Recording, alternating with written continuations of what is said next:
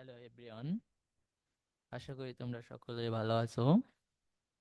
আজকে তোমাদের আমি ডিজিটাল সিগন্যাল প্রসেসিং নিয়ে কথা বলবো। ডিজিটাল সিগন্যাল প্রসেসিং কি? সর্বপ্রথম বুঝতে হবে তোমাকে সিগন্যালটা কি।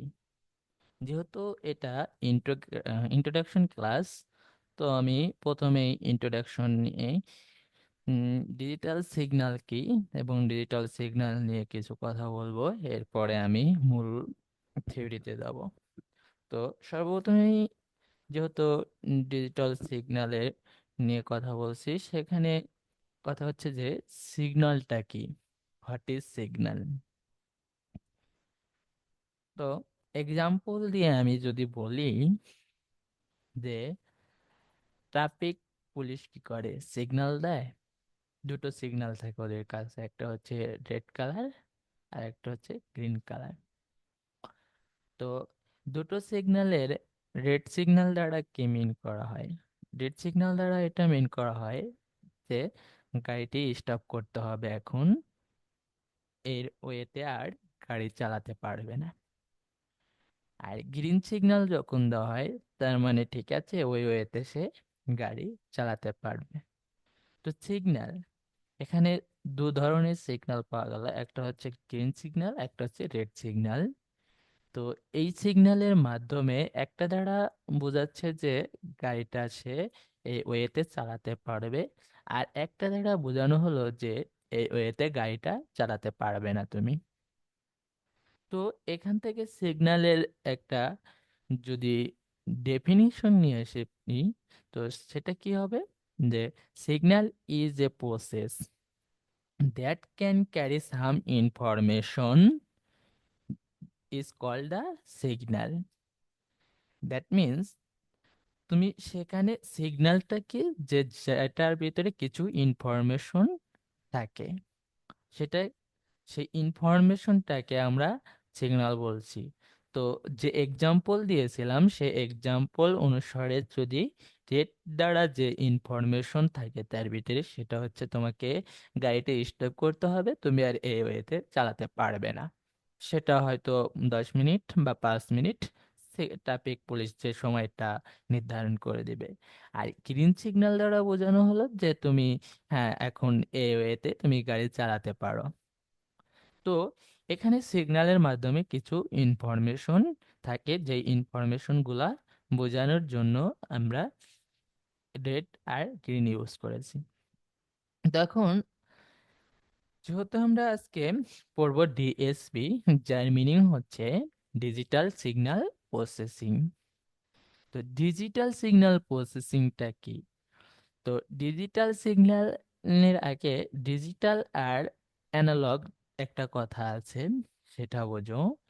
অ্যানালগ বিষয়টা হচ্ছে কি, যেটা একটা ফ্রিকোয়েন্সি আকারে থাকে, যেটা এখানে তোমরা দেখতে পাচ্ছ, এটা ফ্রিকোয়েন্সি। এটা হচ্ছে আমার অ্যানালগ সিগন্যাল। তো এই সিগন্যালটাকে যখন আমরা 0 এবং 1-এ কনভার্ট করে দিব, তখন সেটা হয়ে যায় ডিজিটাল সিগন্যাল। তো এখানে আমরা সিগন্যাল প্রসেসিং নিয়ে কথা বলছি।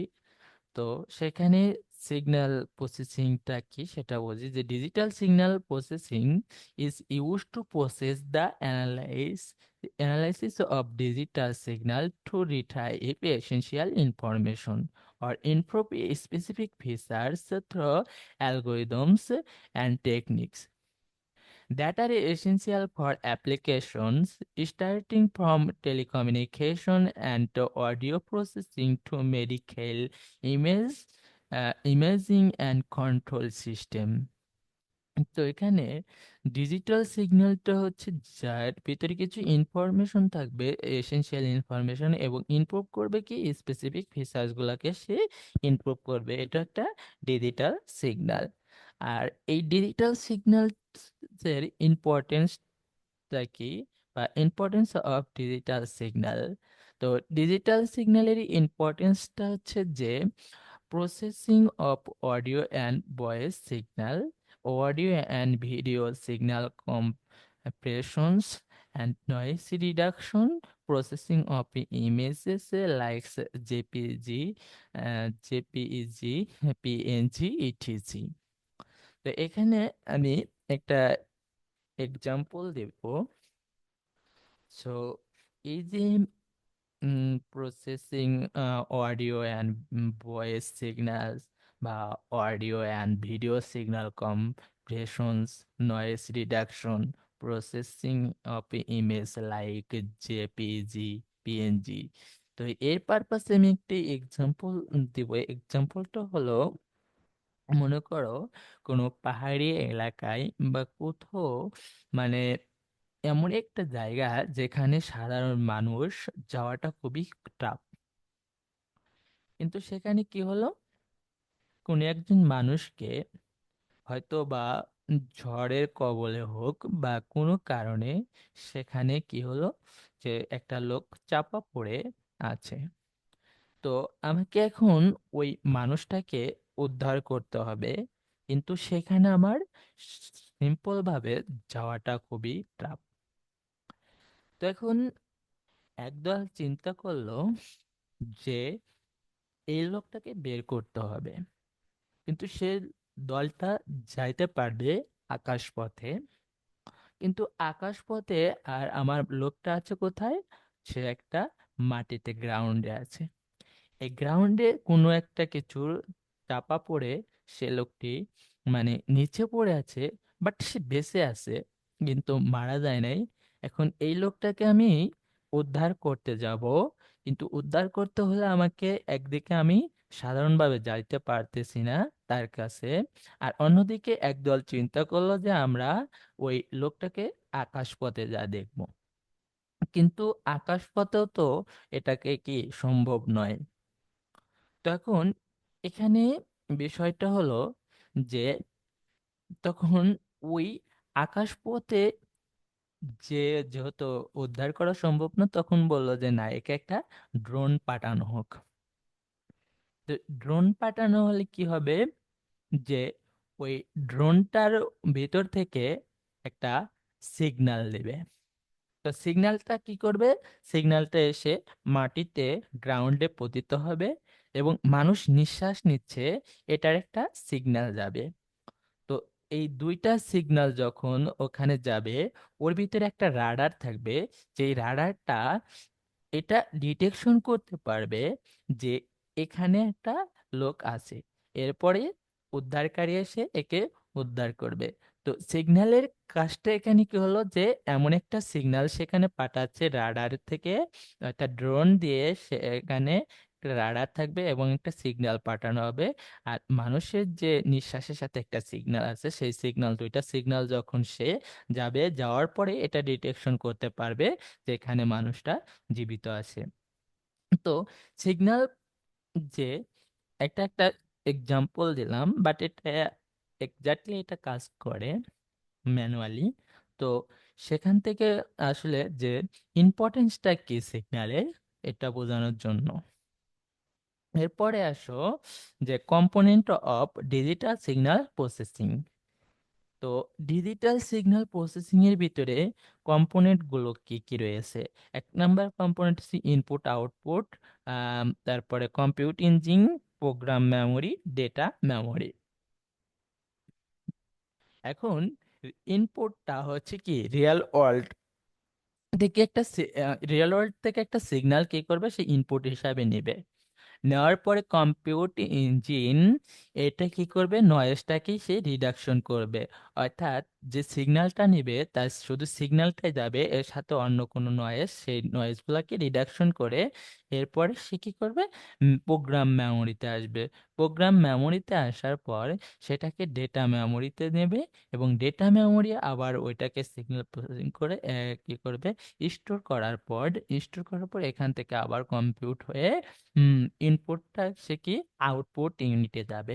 অর্থাৎ আউটপুট ইউনিটে আসার পর রিয়েল ওয়ার্ল্ডে সেটাকে আউটপুট হিসাবে দিবে।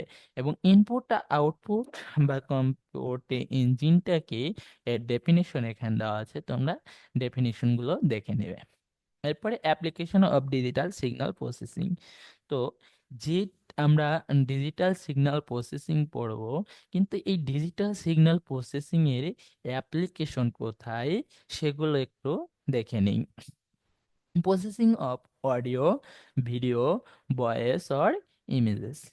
Analysis of medical signal, pattern recognition, real-time analysis of real-world signal, improving data or signal quality, processing of radar and sonar signal. Importance term related to digital signals processing. তো এই digital signal processing এ কি কি term আছে, অর্থাৎ digital signal processing এ যে টার্মগুলোর উপর কাজ করা হয় সে টার্মগুলোর কে কে এক্সাম্পল টার্মগুলো দেখে নিই, এরপরে প্রত্যেকটা টার্ম ম্যাথমেটিক্যাল অ্যান্ড ডেফিনেশন সবকিছুই আমি দেব। শুধু এখান থেকে এক নম্বর টার্মগুলো কি কি টার্ম রয়েছে, সিগন্যালস এর জন্য ডিজিটাল সিগন্যালস, স্যাম্পলিং, তারপরে কোয়ান্টিজেশন,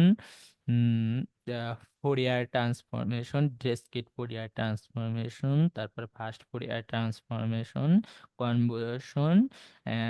এরপরে আমি কনভলিউশনটা কি এটা নিয়ে কথা বলবো। কনভলিউশনের পরে জেড ট্রান্সফরমেশন, এপারাল filter, definite in plus her response, and double IR filter, infinity impulse response, তারপরে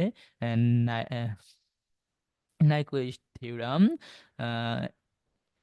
এলিয়াসিং theorem, impulse response, time invariant system, stability.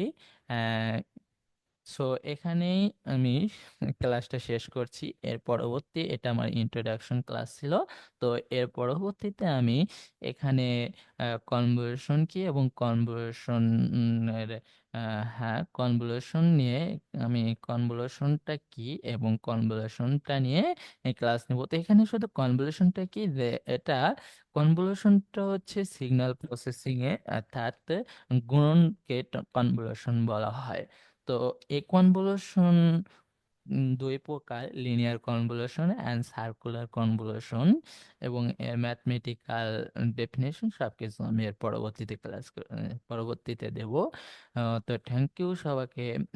আর টিউটোরিয়ালটি ভালো লাগলে অবশ্যই সাবস্ক্রাইব করবে এবং শেয়ার করতে ভুলবে না। Thank you everyone.